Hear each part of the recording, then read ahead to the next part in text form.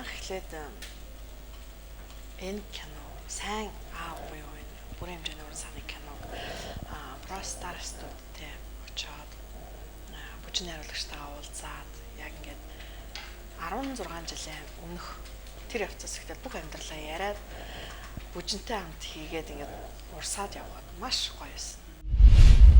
Кино зохиолын яг форматанд оруулах гэж би 2 сарын хугацаанд ажиллаж байхдаа амраагчтай цаг тутамд холбогдож даваа сүрэн ах маань яг хэн байсан гэдгийг яг гаргах гэж яг тэр байдлаар нь бичсэн байгаа. Яг зохиолоо бичиж дуусгачаад Pro-Star фильмийн продюсерт зохиолоо танилцуулахад зохиол маань таалагдаад энэ зохиолыг кино болгоё гэд бид нар баг бүрдүүлж хэлсэн. Хамгийн ихэнд уулзсан хүн маань хэн бол зураач, ерөнхий зураач Мөнх Хоригл байсан. Тэгээ Мөнх Хоригл маань эхлээд би зохиолоо уншиж үзье гэдэг. Зохиолтойгоо танилцаад зохиолтой танилцсны дараагаар ингээд ийм сайхан аавын тухай гэр бүлийн талаар хийх гэж байгаа юм байна. Ингээд би ингээд кино багт ч орж ажиллана гэж хэлсэн. За тэгээ энэ кино маань өөрөө 2001 оноос 2001 оны үе гараад найшлаад 2010 он тэгээ найшаа 2016 он гэсэн 3 цаг үеийг харуулсан тийм кино зохиол байсан л да. 2001 оны үйл явдлыг харуулахад бол мэдээж бас орчин жилээр одоо нийгэм тэр хотын хөгжил маань өөрсдөө хүмүүсийг эдэлж хэрглэж байгаа юм байна. Хүртэл өөрчлөгдөд байгаа болохоор 2001 оноо судалж эхэлсэн л дээ. Объект бэлтгэхэд бол мэдээж он цагийн хувьд болохоор 2000 оноос 2016 оны хоорондох зүйлүүдийг харуулах байсан учраас объектууд сонгоход бас нэлээд ажил орсон. Яг автобусны буудалд ирэх хэсэг маш чухал байсан. Тэр үед болохоор 2001 онд нэг Японы нэг цэнхэр автобус ороод ирсэн байсан. Бусд нь бол дандаа нэг бол Яз Карус автобус явдаг байсан. Эрдэнэтийн Гокт ажилчдын унаанд явдаг хэдэн Карус автобус байт юм байна гэж сураг гарлаа. Тэгээд продюсераараа яриулаад төрүүлээд мэдээж зургийн дарагтайгаа Эрдэнэт рүү явсан. Эрдэнэтэд очиж Гокт уулзаж тохиролцож 2 автобус гаргуулж дээш тэр үеийн орчин цагаар нэг хаяг янзлахыг хичээсэн. Миний автобус ирсэн. Тэглээ те. Тий. За. Маргааш болц те. Миний сайхан тав хүүхдийн маань хани маань дүрд Совдын Батулга гэдэг энэ сайхан мундаг том жүжигч ах маань олсон. Тэгээ даваа гэдэг хүнтэй би урд нь бас уулзж исэн. Такси гэдэг киноны зурган дээр анх танилцж уулзж исэн. Тэгээ урд нь бас нөгөө нэвтрүүлгийг бас үзсэн байсан. Ерөнхийдөө манай хүнийг мэднэ. Тэгээд одоо хувь тавилангийн ирэхэрч гэдэг юм, за энэ ирэхэрч гэдэг юм уу. Энэ хүнийхээ дүр дээр тоглох юм завшаан холдлоо. Энэ бүр ойртой нэг галзуу хүн шиг яваад байсан юм аа. Гэр орны ажилч хийхгүй. Имээ ах дурлцсан. Юу? Чи чимээгөөж анх удаага одоо бодит хүний одоо түүхтэр суурилсан юм кино тоглож үзлээ. Их сонирн байдгийн байна.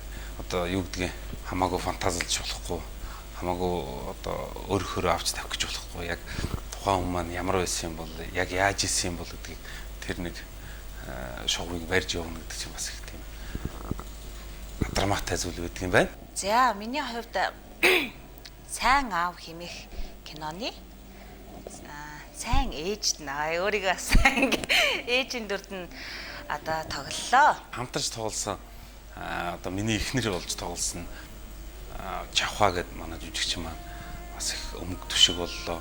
Тэгээ үнэхээр аяастай, мэдлэгтэй, мэдрэмжтэй жүжигчинтэй хамтарч ажилласанд үнэхээр туйлаас баяртай байна. Би Тулгай ахтайгаа урд нь хамтарч уран бүтээлд орж исэн. Гэхдээ яг ингэж эхнэр нөхөр болж, гэр бүл болж тоглож исэн удаа бол байхгүй. Анх удаа тоглолоо. Маш их нөмөртэй байлаа. Үнэхээр л яг энэ кино зургийн явцад үнэхээр бит хоёр яг гэр бүл болж чадсан. 5 хүүхдийн ээж аав байж үзлээ. 5 хүүхэдтэй хүний эцэг болж тоглоно гэдэг бас амаргүй санагдсан. Гэхдээ энэ хамтарч тоглож байгаа хүүхдүүд маань бол үнэхээр авьяастай хүүхдүүд байсан. Одоо хамгийн бага хүүхдээр болсон Марка гэх нэг жохоохын байхад тэр маань хүртэл их тийм үнэхээр бүр хизээ язааны нэг тийм уран бүтээлч тийм юу суудсан алин хэдийн тоглох тийм ивэ олцсон байх жишээ. Ийм хүүхдүүдтэй ажиллах бас их хурамтай. Би сайн аав кинонд мөнхчингийн дүр дээр ажилласан байгаа. Бид нар баян ушуунд анхныхаа зураг авалтаа байрлаж хийсэн. Тэгээд шал ерөөсөө өмнө харьцаж үзээгүй, танихгүй 4 хүүхдийг ингээ нийлүүлээд дасгахын тулд ингээ байрлуулаад. Гэтэ бид нар нэг дасгах гэж нэг удаагүй. Өөрөө өөрийнх нь дүр тоглох бас нэг жоохон юу юм шиг, гүүч юм шиг сонь санагдсан. Яг бодит амьдралаас сэтвэлсэн тухайн одоо гэр бүлийн урдны амьдралыг уран сайхныг агуулгад оруулаад ингээд хийгдсэн байгаа манай кино. Тэгээд яг зарим нэг тохиолдолд яг тухайн гэр бүлд нь болж исэн үйл явц тэр чигээрээ энэ кинон дээр буусан байгаа.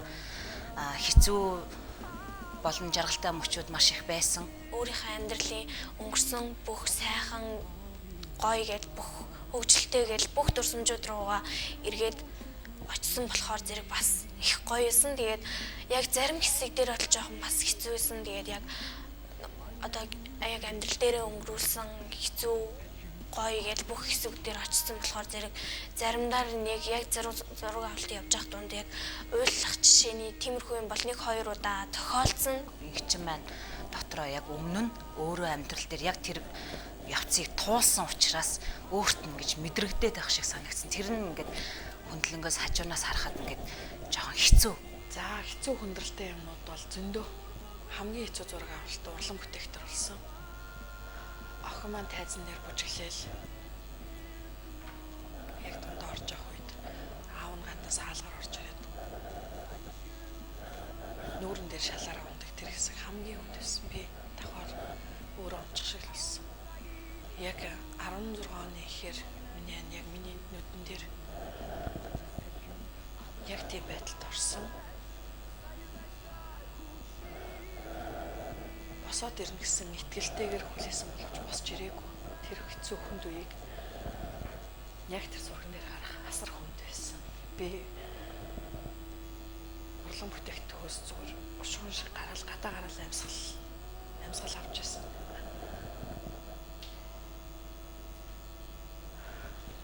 Одоо ч тэрийг бодглоо амар. 16 он бол миний хувьд маш том аз жаргалынхын талыг алдчихсан. Тийм л хэцүү жил байлаа. Энэ хэцүү жилийг яаж даван тууландаа гэж бодож итэл ийм сайхан уран бүтээлч таараад ханимын тухай тэр сайхан үр хүүхдүүд амьдралын минь тухай кино хийгдэж байгаад нөгөө нэг 50% байхгүй болсон аз жаргалыг багхан ч гэсэн өгсөн. Мэдээ авах байхаа. Энэ өрөө усан чи юу жоо? Хараач. Аав намайг мэдээгээ зар дуусахгүй бол задна. Хэдэн мэдээ байгаа? 22 мэдээ. Ах нь бүгдийг авчих юм бол чи харих юм уу? Харин Сайн аав уран сайхны кино 1-р сарын 20-оос өдөр бүр бүх кино театруудаар. Манай энэ киноны арын албанд ажилласан одоо зураглаач, гэрэлтүүлэгч, зураач, тэгээд манай туслахууд энэ бүгд бол кино бүлгийн төлөө бүх зүрх сэтгэлээ зориулсан тийм дайчин юмыг бүтээхийн төлөө киногоо гоё сайхан болгохын төлөө үнэхээр зорьсон алтчиг залуучууд байсан. Тэгээд бас ташрамд хэлэхэд манай энэ Фил студийн залуучууд бол мундаг байсан. Сайн аав киноны санал орж ирээд бэлгүүнээ зохиолын барьцаа орж ирээд энэ их гоё кино байна. Хэдүүлээ энийг хий. Өөсөө юм гэдэг эхлэлтэй үед юм чинь хэдүүлээ энэ киногоор эхлэе гэдгсэн. За ерөнхийдөө киноны хувьд шөнийн сцентэй байсан. Шөнийн сценүүд ихтэй дандаа оройн 9-10 цагаас эхлээд өглөөний өөр 5-6 цаг хүртэл авдаг сценүүд байсан. Ослын хэцүү сцен гэх юм бол хамгийн хэцүү сцен гэх юм бол ослын сцен байсан.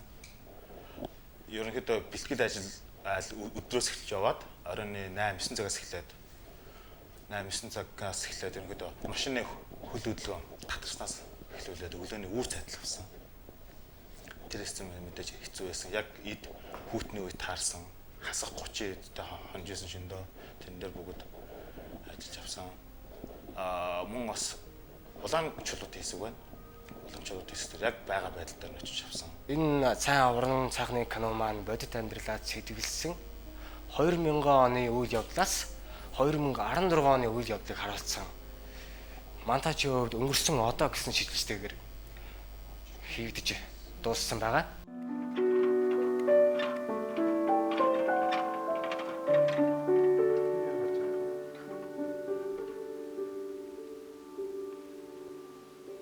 За гэсэн кинонд бас их олон төрлийн хөгжим орсон байгаа.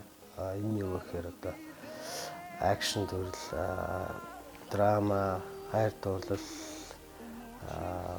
гэр бүл яаж чагал, баяр гооног, дулаан уур амьсгал бүх төрөл жанр орсон байгаа. Тэгээд энэ бүгдийг бас хөгжмөөр илэрхийлэхийг зорилоо. За Pro Star студийн найруулагч Бүжин гэж бүсгүй маань энэ киноны зохиолыг бичиж найруулагчаар нь ажилласан. Бүсгүй хүний мэдрэмж гэдэг чинь бас арай ондоо байдаг юм байна. Бас их тийм торгон мэдрэмж байдаг юм байна. Гэдгийг би энэ чинээс олж харлаа. Тэгээ бас тэрийг нь хайлуулах бас үзэгчдэд болон найруулагчийн хүснээр нь тоглох гэж хичээлээ. Тэгэхээр энэ найруулагчдаа бас цаашдын уран бүтээл амжилт хүсье.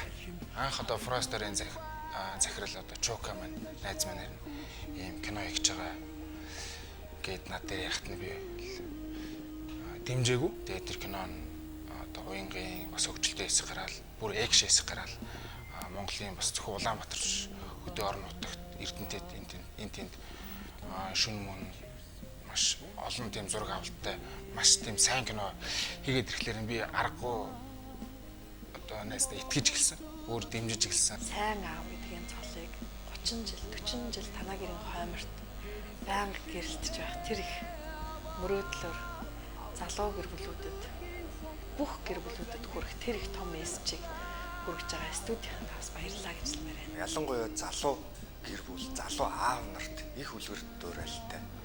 Ялангуяа сайн аав байгаас чи тий мэдээж дутагдaltaй хүн байлгүй яг нь сайн гэдэг ерөнхий нэрний дотор аав болгохын ямарваа нэг юмараа сайн л байгаа. Тийм болохоор ийм сайхан үлгэр дуурайлтай кино үзээд сайн аав нар байцгаагаараа гэж бүх аав нартай хүсье. Нийт кино группийнхандаа хамтарч ажилласан банкуудаа тусал тэмцэн найз нөхдүүдтэй бас баярлалаа гэж хэлмээр байна.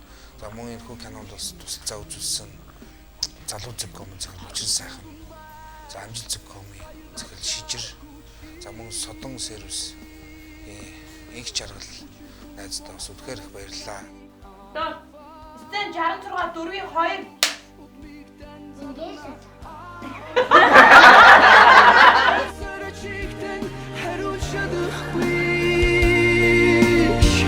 Мөр болгонд шингээж дууди хава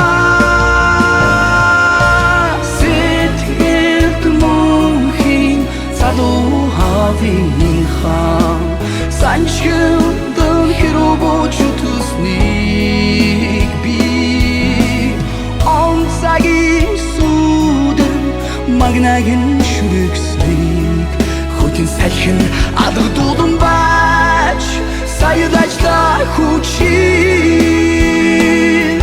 хөтөн салхин алга дуудан бач саядхарла хүчи миний ава